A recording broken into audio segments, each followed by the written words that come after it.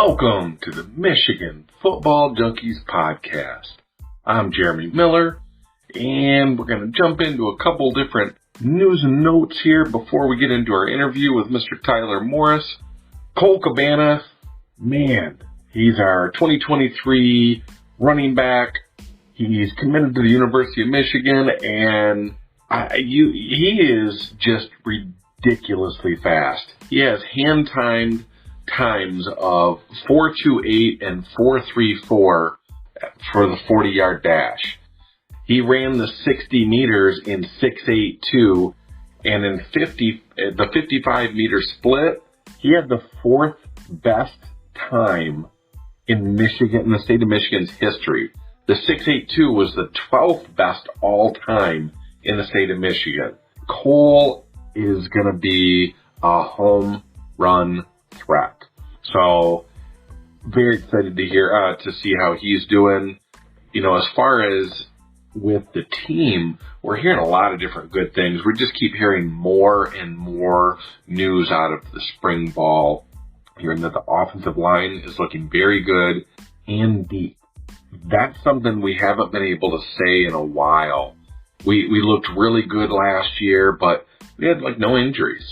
If we lost two of the guys, I think we would have been in some pretty deep trouble.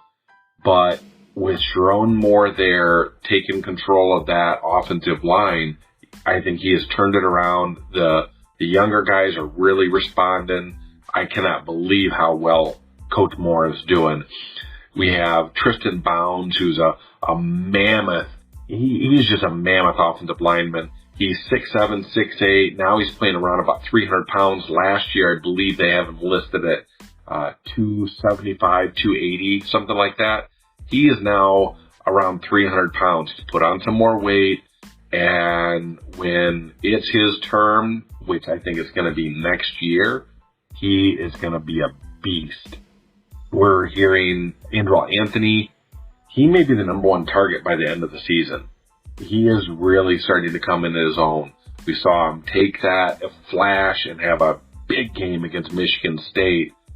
And then it almost seemed like he wasn't able to capitalize moving forward. But something happened between the end of the season and now, which one of the biggest jumps you're going to see in a player's development is in between the end of the season and the bowl game. So you have that time to let everything process, then you go into your bowl practices, and then the other one you see is in between the bowl game and the regular season. So you have that time in the weight room, you have your spring practices, and you're able to let everything, same thing, let it just sink in, watch more film. It becomes more reactionary than having to think about what you're doing out there on the field. So really excited to hear that about Anthony. Coach Elston he talked about some of the defensive linemen. He mentions Mozzie, Jenkins, Taylor Upshaw, Mike Morris, like they are the top tackles and edge rushers on the team. That's kind of what we assume, but the way he talks about them, it just gives us the idea, well, unless the coach is really good at throwing everybody off when he's talking about players and where they might be in the depth chart, you're going to kind of get an idea of that when you listen to some of the position coaches talk in interviews. He also mentions Mason Graham looking very good, which he's another true freshman. Awana, he's a 300 plus pound sophomore defensive tackle. George Rooks and Dominic Cadice, they're both making a move as a defensive tackle. But Awana, nice thing is, he's starting to develop. He's starting to be a player that we could maybe count on next year. George Rooks, Gaitis, I think they could actually play, a little bit here and there this season. Awana is a little bit more of a project from what I'm hearing, at least. I don't know. I'm not there at the actual practices, so I can't really speak on that. I'm just telling you what I've heard. Also, comment about Rayshon Benny kind of makes you think that he's not ready to play yet. So he said he's headed in the right direction and hopes that he'll be ready for winning football next season. When I hear him say that, I don't think of the 2023 season. Rayshon Benny, we've heard stuff from Chris Hinton on his way out, bring up Benny and how he's going to be special, but they also brought up Jenkins and that he's probably going to be the guy this year. We also had a new commit, Mr. Benjamin Hall. He's a running back. He's out of Georgia. He's 5'10", 225, 230 pounds, depends on what site you go to. I have not been able to connect with him. I'm hoping to find a time where we could maybe speak a little bit, because Benjamin Hall's kind of coming out of nowhere. He's not ranked by most of the sites. He's a 3-star on 24/7, but the composite, he's not ranked. I think that's because there's no rankings with the other sites with him. But my guess, he's going to start off as a 3-star unless he has a big move in his senior season or the camps in between his junior and senior season. I expect Benjamin Hall to probably stay a 3-star. It could very well change, but you're going to have to see a little bit more out of him. Maybe the guys the guys for 24/7, Rivals, ESPN, maybe they just haven't seen him in person. Because if they haven't seen him in person, they're not really going to rank him. They're just going to kind of give him a generic ranking. If you don't know a player, you immediately push him down the list. Hopefully, we get some guys out there and we can get a better read on him.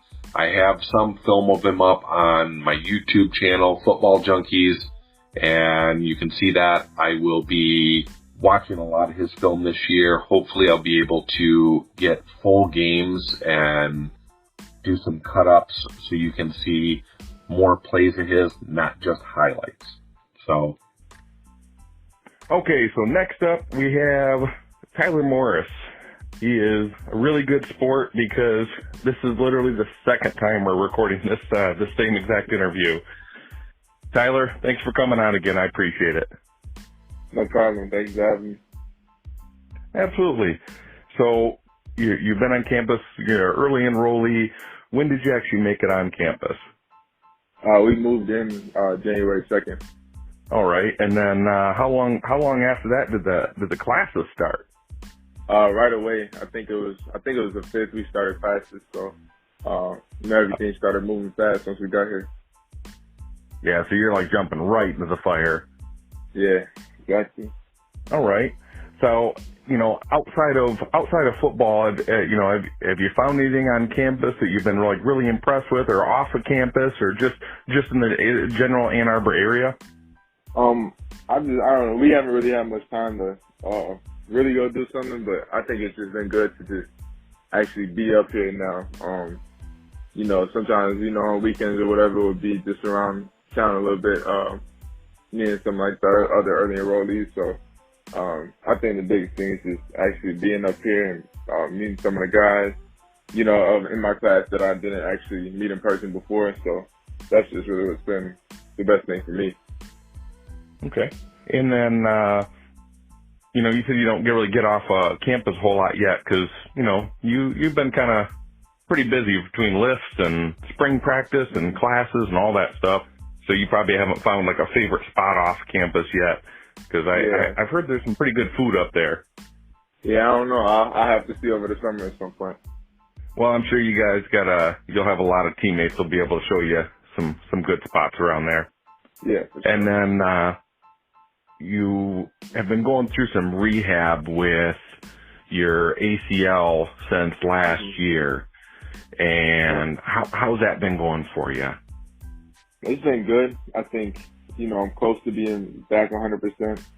It's still, I'd say, something I still got to get used to a little bit. It's not as strong as my other leg, but in the past couple months, it's been feeling really good. And, I'm kind of just ready to, keep working at it. And, hopefully this will be back feeling 100% soon.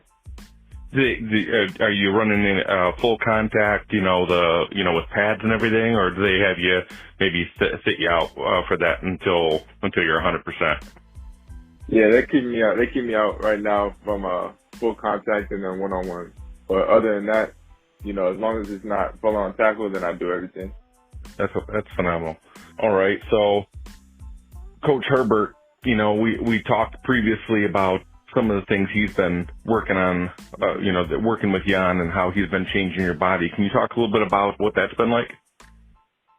I mean, pretty much right away, if you got up here, you can just see just the difference in the attitude of the whole weight room, and everything they do is for a reason. And he's one of them coaches where he said you can ask him if it's ever something that we do that it don't make sense to you and you want to ask him why, then you can ask him and he'll tell you exactly what it is and his rhyme and reason for it all. But it impacted me right away, I say. I mean, just from being in the weight room and eating a lot more, I put on 10 to 12 pounds in first 2 or 3 weeks of being up here. So I definitely do a great job in getting our bodies right. Yeah, and you had mentioned before you saw a big increase with your bench press. What did it start off at, and where is it at currently?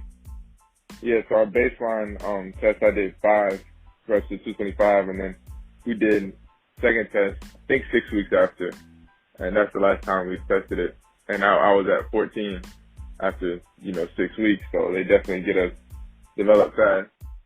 I mean, to basically triple your output in almost 3 weeks. That's huge. That's enormous. Mm-hmm. So now, how long ago was that you were able to take that last test? That was for your bench? Ago now. I think that was probably a month and a half ago. Maybe. Do you think you could beat that 14 now? Been a while. I always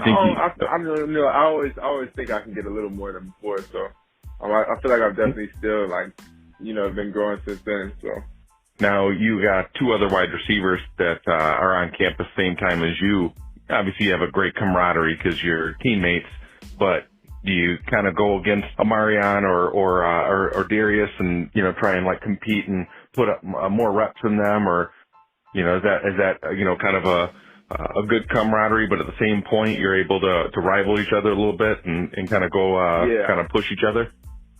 Yeah, I think we're all good at our own things. We always supporting each other, but it's definitely a thing where, somebody gets one time or one amount of reps and, the other receivers are going to go and try to beat that every time. But, it's not something we're ever going to be jealous about or something like that, but just competition within ourselves, which I think is a great thing between us 3. So, yeah, I mean, we always competing, but we also always supporting each other. That's good. What would you say you stand out for, or you do a little bit better than the other 2? Because obviously everybody's going to have something that's you're a little bit better than somebody else. What would you say you might be able to take them on, whether it's in the weight room or certain things on the field? Mm-hmm. I think just overall I think I'm kind of in a mix of both of them. I think Darius he's definitely the strongest out of all of us 3. Puts up the most numbers in the weight room. He's the biggest out of us. Amarion, I would say probably the most agile, he's, broken or would have had the record for the 3-cone drill and has a really good shuttle. And then I feel like I kind of fit right in the middle where, I might do better in the weight room than Amarion and then better with certain, field things than Darius. So I think, we all have our own, different things that we're better than each other at. Okay, I like that. Now, I want to go back to something real quick because I know we did touch on a previous call, and it kind of blew my mind. And that was, I talked about it in the podcast before, that Marion had a 43-inch vertical, and we heard this number that came out from Coach Harbaugh that he had a 6.25-second 3-cone drill, which would have been the fastest that's ever been run at the NFL Combine. And you told me not only did that happen, but you doubled down and said something else, that he ran a faster time.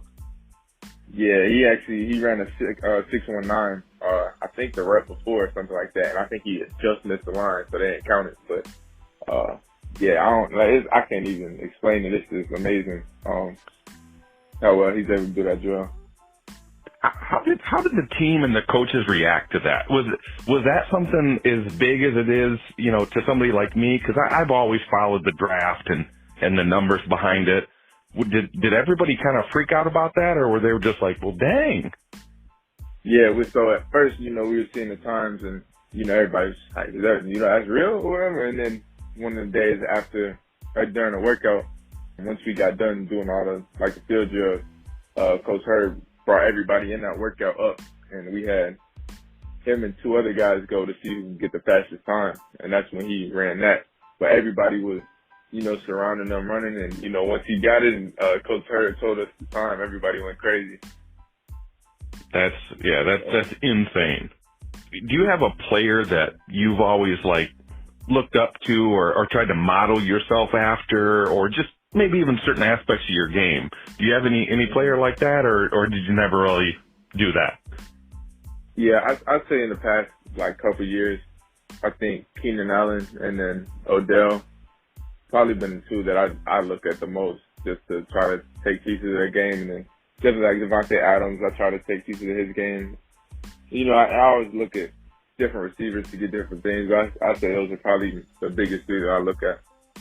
Well, with Odell Beckham, I'll tell you that you pull his catch radius down, because I've seen you on 7-on-7s and stuff like that, where you really kind of go up and where the pass will be behind you, and you have a big catch radius. And hey, I'm sure JJ's really liking that you're there, because that's one of those things any quarterback can put one little off target every now and then. You used to like to see your wide receiver come down with it.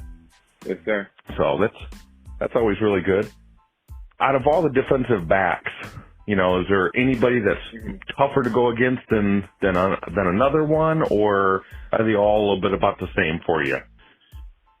I'd say the one for me, just because I'm in the slot most of the time, is Mike Sarah still.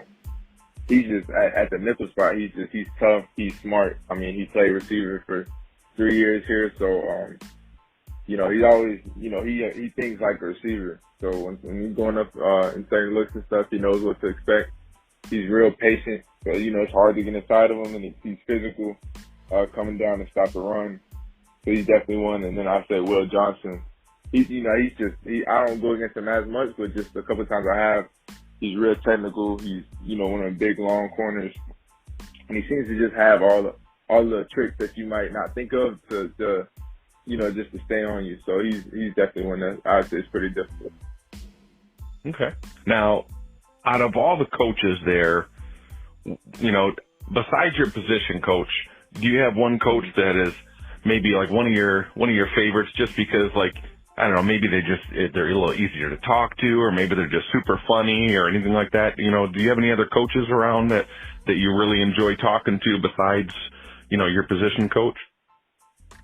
Yeah, I wouldn't say there's a favorite or anything, but I'd say I like just talking to Coach Klink, the DB's coach, just because it's with him, he's just always, talking trash to us. And I don't know, he just, he'll have good conversations too, but just on the field, he's always talking trash to the receivers and just makes it, something fun and competitive during practice. So I really enjoy that. Oh yeah. Okay. All right. Well, you got a position coach that's willing to stick up for his players and wanting to talk to the other side a little bit. I've heard Coach Hart will do that a little too. Yeah, he'll do. I don't got to deal with it as much just because I'm a receiver, but no, he definitely talks to the defense. So. Yeah, I've heard that actually. When he used to coach for another team, he was walking by, and a buddy of mine he's a fan of that other school. We're not going to name it. He started trying to get on Mike Hart because obviously he's a Michigan grad, and Mike just shooting right back at him, just lit him up. So, but in a good way, not vulgar and so. All right. Out of the early enrollees, who's the funniest guy? I'd say Amarion Walker is the funniest. He's just everything he does is, I don't know. You always got to look for him to do something funny. And then I'd say another one's Cody Jones. I don't even know what it is about him. He just does funny stuff, and he'll say like little slick things that, you know, if you're not paying attention, you might not catch. But I'd say those two are probably the funniest. Okay. Now, how about the rest of the team? Do you, you know, is there another player out there between on defense or maybe the quarterbacks or something like that stand out that, you know, they're kind of I don't know, just kind of one of the guys in the locker room always trying to get everybody in a good mood and making everybody laugh? It's just, I honestly, I couldn't pick one, but we got a lot of funny guys, especially we're in the freshman locker room right now, so we're with some of all the early enrollees and then the freshmen from last year that didn't early enroll right now. And it's just, okay. I don't know, it's funny in there every day. You know, everybody's cracking jokes. And then even in the receivers meeting room, like CJ, I don't know what it is about him, but he's funny. Ronnie's always cracking jokes. You know, the whole receivers room is always cracking jokes. So I think overall our team is just funny together. Well, you brought up, you know, Ronnie Bell, and obviously he's, you know, working to get back. And how much has he helped you being on campus with him? You know, because he's been there for a long time. You know, this is his fifth year now. So right. How much has he helped you guys? You know, does he ever bring you off to the side? Do you call him up and pick his brain, or just pull him off to the side in practice? Yeah, I'd say especially, you know, right away. And even now, I mean, he's pretty much just like another coach out there. So, you know, it's not a guy that, you know, been here for a year or two. This is about to be his fifth year. So, it's definitely somebody that, you know, whenever I have questions on the field or something, I go ask him what he thinks or what he does in that situation. And, you know, just definitely somebody that's always there to help with questions on the field. And, you know, so I feel like me, Darius, and Amarian have relied on him a lot during practice just to, you know, try to make adjustments and see what we should do in certain situations. Okay. All right. Now, I'm sure the other receivers are there to help as well, but just with him not being able to go full contact, it's probably a little easier to talk to him. But, yeah. You know, do you ever have, you know, whether it's CJ or, you know, well, you even have Andrell Anthony. I mean, is he in the locker room with you? In that freshman locker room? No, he's not. But, I mean, I see him every day, so he's definitely one where kind of the positions I play, I'm with Andrell sometimes, Roman, AJ, so, you know, I talk to them whenever I have questions, but, you know, sometimes they got to focus on practice, so, you know, sometimes I just go over to Ronnie real fast, but, no, they're there also just to answer any questions I have and, you know, let me know what they see in certain situations and what they think I should do. Okay. Now, Coach Bellamy, what type of coach would you say he is? Is he real tough? Is he kind of laid back? How would you describe Coach Bellamy? I say he's one of the laid back coaches. So, you know, when you mess up, you know, unless you keep doing the same thing over and over again or do something that's going to get somebody hurt or something, he doesn't yell too much. You know, because he said like he played receiver here. He understands what it's like, you know, being a freshman trying to get all this in. You know, he's really just focused. He'd rather talk to us through things, and you know, really make sure we understand it rather than just yell at us when we mess up. So I'd say for the most part he's laid back, and the only time he'll really get, you know, when he starts yelling would be if we keep doing the same thing over and over and over again. Okay. With the playbooks, obviously, you have lots of classes. You have strength training. You've got rehab. You've got spring ball. Are they trying to get you to get the playbook down 100% before the end of spring practice, or is it like, hey, we want to get you a good chunk down, but then you can learn the rest before fall camp? I mean, I think overall the goal would be to get 100% down, but, you know, they say just, you know, with us being here early, it's not something that we should, you know, if we're not getting it completely, it's not something to, like, stress about too much because we got time. And they really say, you know, by fall camp, like, you'll be ready. So that's really the big aim. But, there's obviously a push for us to have it all down before spring ball is over as much as they can. And if we're not able to do that, then, we still got time to learn before the season starts, which is, what really matters. But, right now it's just trying to get as much as we can, and hopefully that's 100%. Okay. I have, we've heard some different things coming out of camp, and I find it interesting. NFL is, they always say it's the league of copycats. So a team wins doing something, other teams try and copy the same kind of thing. Coach Harbaugh was in the NFL, a lot of other coaches there as well.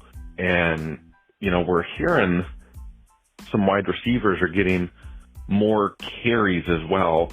And I have to imagine that has something to do with a little bit to do with the way San Francisco played with Deebo Samuel. And you have wide receivers, everybody has, there's a lot of teams will have different wide receivers that can carry the ball really well. Right. Does that excite you, or, do you, just the fact that well, first off, how about this? Is that something that that you guys are maybe trying to work on more, where the wide receivers will get a few more carries, or certain ones at least? Yeah, I mean, I think, as you were saying with the copycat league, like if you look at San Francisco, Deebo Samuel is probably the best person on the team with the ball in his hand. So, why, if that's working for him, why would we not try it out? I think, a lot of places are going to do that. So, we definitely have, certain things where we just try to get the ball in playmakers' hands. And yeah, it's something I look forward to in the future, just because, if I earn my spot as a playmaker moving forward, then, I think that's just another opportunity to, get the ball and try to make something happen. So. It seemed like such a simple thing, but at the same point, it seems very exciting to me because you just don't see it that much. And once you saw them do that with the 49ers, it seemed, you're like, wow, why doesn't everybody do that? And hearing, right. We've been hearing a little bit of news about Michigan doing more and more of that. And I just assumed that maybe they started talking about that last year, maybe when they're still recruiting you. I wasn't sure if that was something they told you, said, hey, we're really thinking about doing this and just getting the ball in the receiver's hands more, finding as many ways as we can. Was that something they talked about, or is it just something that just kind of you're just seeing being on campus? Oh, yeah, it's definitely something like just through the recruiting process. They always, they told me like we want to get the ball in our playmakers' hands. And it's really not anything new though, I think, because even when I came and visited like sophomore year, and they was, showing me clips and film about how, just little things like reverses and stuff like that, and screens about getting the ball in the playmaker's hands fast. So, I don't think it's something that's really, changed as far as the idea, but maybe, it might be something that we do a little more now. Yeah, I guess the frequency of it going up is, it's got to be at least exciting as well, too. Just finding more ways to get the ball in playmakers' hands. So this upcoming spring, you have a camp coming up that you're going to be a part of. It's JJ's camp, correct? Yes. Well, I was just going to say, I was going to just get started talking on it. May 22nd, I believe, in Chicago. So there'll be, time for some of the younger kids and then a time for high schoolers. So I think it'll just be good, just, having me, JJ, AJ, specifically as kids like from around the Chicago area. And then there's supposed to be other Michigan players coming too. So I think it'll just be something good to just, give back to the community. And, I think specifically for me, JJ, and AJ, just to be around kids that are around the areas that we're from, kind of just show them like you can do it. Because, at some point we were all, 5th, 6th grade and had dreams of playing college football. So it's something that, I think is good to just be involved in the community. I agree, and I like the way you put that. Is that it's people you were just like them with those football dreams at that age, and having some football players come back to help them and show them that, hey, you really can do this, but you got to put in the work. Right. It's got to be very motivating for, you know, a younger person in that area. Mm-hmm. Exactly. So I think that's kind of just the biggest deal with us is just trying to, you know, give kids, you know, something to look at. And, you know, us doing it in Chicago is like, you know, it's not something where you see, like a kid sees and it's just like, oh yeah, they do it, but like, you know, nobody around me has ever done it, something like that. So, I think it just gives them a, you know, a different way to look at it. And you have, you know, and JJ's camp, and you've known him since when? You're 7th, 8th grade, you said, or? 8th grade, yeah. I met him in the fall, 8th grade, at the high school that we ended up going to. I was visiting one day, and the guy I was supposed to be with for the day had like a field trip or something, so they put me with JJ. And I stayed with him the whole day, and then I went to the football game after. It was a Friday night. And then, you know, so I met him there for the first time, and then that later, like that spring, we ended up playing 7-on-7 together. So yeah, it's been a while. And then obviously AJ comes from that area, and you knew him a little bit, but not quite like JJ. Not like, I didn't know him like JJ. Just, you know, he's from, you know, I didn't go to school with him or anything, but just from being from Illinois, I've probably known him for probably about 3 years now, I would say. So, you know, it's good having him up here too, just as another guy from the area. And then Tyler and Lauren, we're from the same town, so, you know, it's good just having, you know, a couple guys from around my area up here.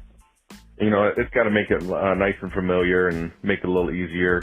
You know, you can actually talk to somebody about some Chicago food or something. And right. You don't have any NIL deals as of now, but in the future, if you have anything come up, where can we find you? You know, because we're Michigan fans. We come to the games. We buy. We support. Buy tickets and buy jerseys and all that stuff, and we want to be able to support you hardworking athletes on that team. Where can we find you so that way we can support you when you do get something? Well, my Twitter is Tyler Morris 2503. My Instagram is tmorris25_.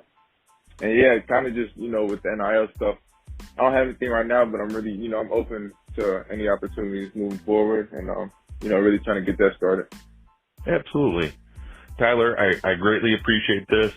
Tyler's a great sport. He came on twice to do this, and, you know, it can't be, it's not easy, you know, carving out time. So I do greatly appreciate you doing this. Thank you so much. And I wish you luck on the rest of your season. Okay. All right. Thank you. I appreciate it. All right. Have a great one. All right. You too.